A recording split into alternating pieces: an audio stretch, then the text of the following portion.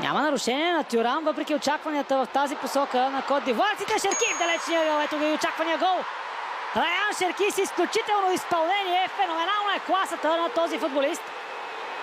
И бившата звезда на Олимпик Лион, настояща на Манчестър Сити. Turning on the style a bit, aren't they? Thuram trying. Now Rabiot. Oh, beautifully done, and it opens up! Mbappe fires it, good save for Fada.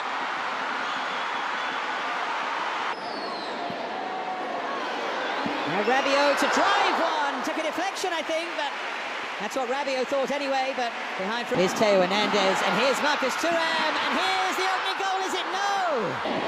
Mbappe. Czechny, just wide of the near post this time. France getting closer. France starting to... Sublime idea. Here's Rabiot. He's lost out. Now then, chance for Cote d'Ivoire. Chance for Adingra, turn round. Който ще извика някои спомени от 2002 срещу Сенегал. Сега обаче внимание към този, както се оказва, голов изстрел на Гела Дуе, за когото говорихме само преди минутка. И родения в Анже. 23 годишен защитник пред погледа на своя